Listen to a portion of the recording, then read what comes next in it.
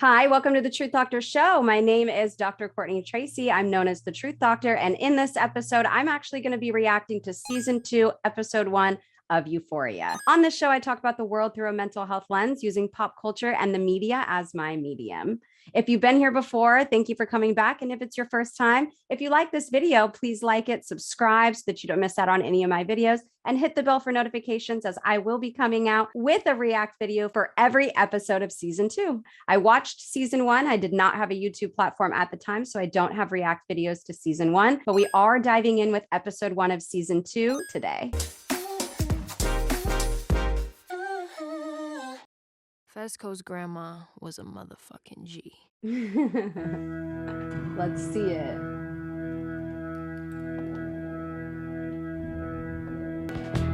What is she gonna do with that gun? With something that I might crazy. For future looks bright. What did he do?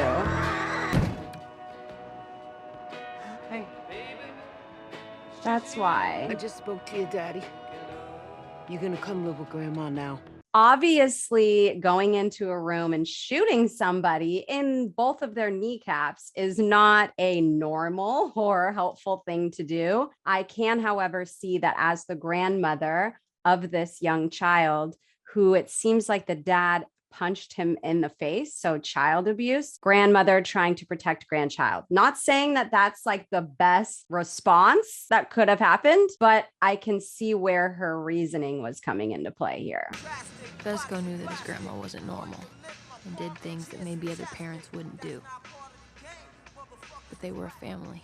I love how she says that about what Fezco thinks. Fezco knows that the things that his grandmother does and the environment that he's in isn't normal, and that she does things that other parents wouldn't do, but they were a family. When you're in these types of situations, sometimes that's all you have. And you learn to find the things that you appreciate within that environment in order to survive, in order to feel connected, in order to feel safe, protected, and find some sense of connection and joy in your life, regardless of the fact that you're living this specific type of life. Holy shit.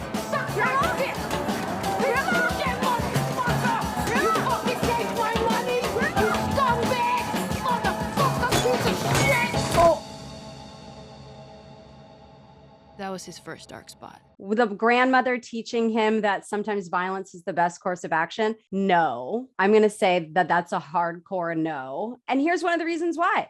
If you expose a child to an environment that is full of violence, not only are they going to be learning from your own behaviors, but they are at risk of being harmed as well. Yes, she removed him from this environment where he was being physically abused by his father, but not fully removing him from a violent environment now caused him to be hit in the head with a crowbar when his grandma was attacking somebody else for some other reason. And then he loses his memory for 2 months and he doesn't remember anything after that.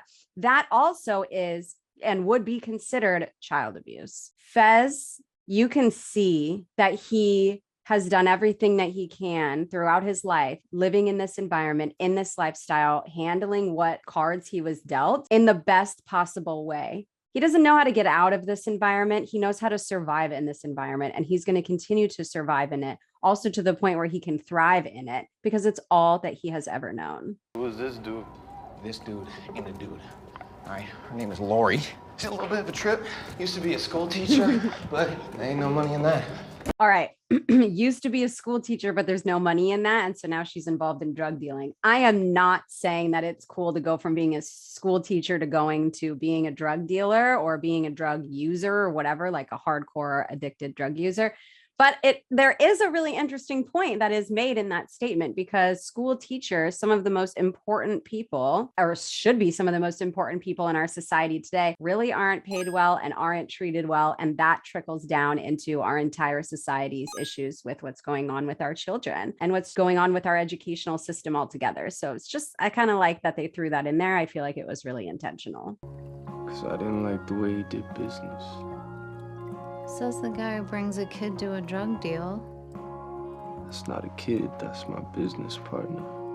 Says the guy who brings a high school girl to a drug deal. That's my family. Mm-hmm. Okay, they're doing a lot in this show to try to explain the type of mentality that you have when you are living this type of lifestyle. I feel like I've said lifestyle a million times already on this episode, but it's really important. The dialogue exchange that goes on between one drug dealer and another drug dealer, in this case, the former school teacher and Fez, and she's trying to call him out on not liking the way that this other drug dealer did business while he brings a 12-year-old to a drug deal and he brings a high school girl to a drug deal. He's saying things like, this 12-year-old is my business partner and this girl is my family. There really are bonds. There are bonds, respect, compassion, love, connection, care, morals, values, just on a completely separate level than most of society. There are rules, there are regulations, and there are things that need to go on in this type of drug culture. It exists and it must be followed. Come on. Like what? Like I'm just trying to focus on myself. Why? He's like 'Cause I keep totally making mistakes being a and not predator to learning her from right them. now. No, no, no, no. No. Oh my God. No. This is not fun. That's not fun. That's dangerous. No. Now is not the time. He was totally acting like a predator to her, seeing that she was emotional, seeing that she was under the influence, and seeing that she was alone. He asks, do you want to take a ride with me to this party? She says yes. They get in the car. Obviously, it's super unsafe. He's speeding. She's a little scared, but she's also liking the exhilaration too. And what you can see towards the ends of this scene is that they are both in emotional pain. Okay, we know why he's in emotional pain from season 1, and then we know why she's in emotional pain. She just told us as a recap that she is no longer with her boyfriend because they were going in different directions. So they're both emotionally distressed. They're both emotionally overwhelmed, and they want to numb out. So not only are they numbing out with substances by drinking and probably using other things as well, but they were also then latching on and sort of numbing to the exhilaration and the adrenaline of going really fast. And now the sexual nature of their interactions, with her taking off her underwear, like leaning outside of the window, and then him looking over, and they're fully in this experience now of numbness and strange, on some level, connection. And the ex-girlfriend finds them in the bathroom together. So now not only were they numbing their own emotions, but they're also harming other people in this act as well. Calm down and put your clothes on. Open the door.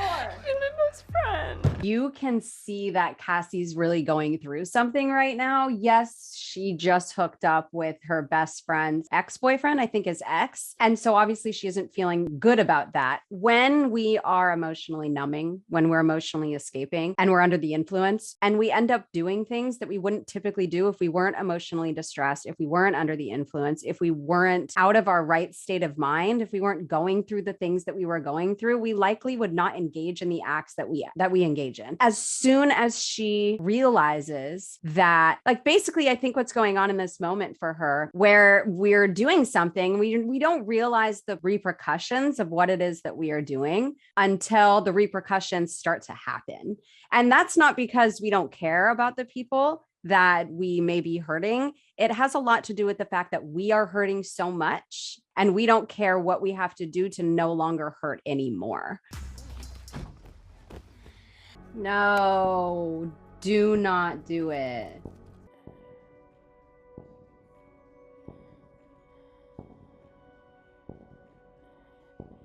This is so dangerous. The other thing that we see here when it comes to drug culture is that sometimes people do look out for each other, even though we're engaging in acts that could potentially make us lose our own lives, or giving substances to other people that could potentially make them lose theirs. And this is not advice on using drugs, but it's an explanation of what's going on here. So if we are taking a downer, for example, heroin, if that's what this is, it lowers your blood pressure, it lowers your heart rate, it can slow down your breathing.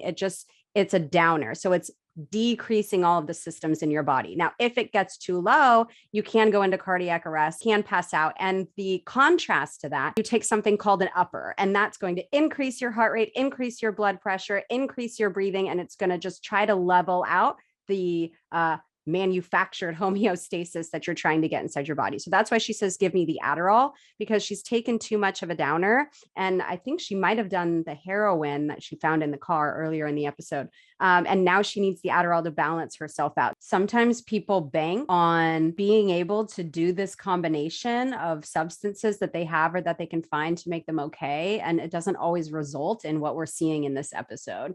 And you can also tell that she's just so far detached from the pain that she's experienced and from what, I guess like from how her body should be functioning normally, which is not to try to maintain homeostasis using a bunch of different substances. It's to have a healthy body that is regulating homeostasis on their own. And obviously her laughing at the fact that she could have been found dead as a result of this concoction not working well just shows how much she's seriously struggling and how detached she is from reality and how close she is to really reality being taken away from her. Obviously, she knows she was close to death, but she doesn't feel that emotionally. Obviously, part of that could be because she's numbing with substances, but I think part of it also is just because of how far along psychologically she is masking all of the pain that she's experienced. Thanks. Do you believe in God? Hell yeah, I believe in God. Like, there's a man sitting in the clouds judging all of your actions and stuff? Hell yeah. I wonder if any of you find that interesting, that the person who is the drug dealer who had this really difficult upbringing fully believes in God in the full manifested way that many people do. And somebody who doesn't appear to be a drug dealer and doesn't appear to be living in the same type of lifestyle or environment as Fezco doesn't believe in God. And I really think one of the themes of this first episode is really pointing out, again, the culture and environment of drug use and illegal activity and the values and morals that can exist in this environment that most people wouldn't think would, and that don't actually in other environments where you would expect that they typically would. I don't know if I'm a good person. Aww. I feel bad for Cassie. You can see when she's talking to her ex-boyfriend that her ex-boyfriend wants to get back together with her. She's saying that she still doesn't necessarily feel the way that he feels about her towards him, but more so she's immediately regretting what she did with Nate and doesn't even know how to express it. But what's interesting is that she says, I don't know if I'm a good person. And he I don't think he knows who she may have hooked up with, but I think that he gets the idea that she's done something that she's not proud of and that he definitely would not be proud of either. Rue? She sees her. God, 50 minutes into this, they finally see each other. Oh, you fucker? Why are you asking? Oh man, we're just having a conversation. God, this. Trying to tell me you took him. I mean, that's just too much. Yay!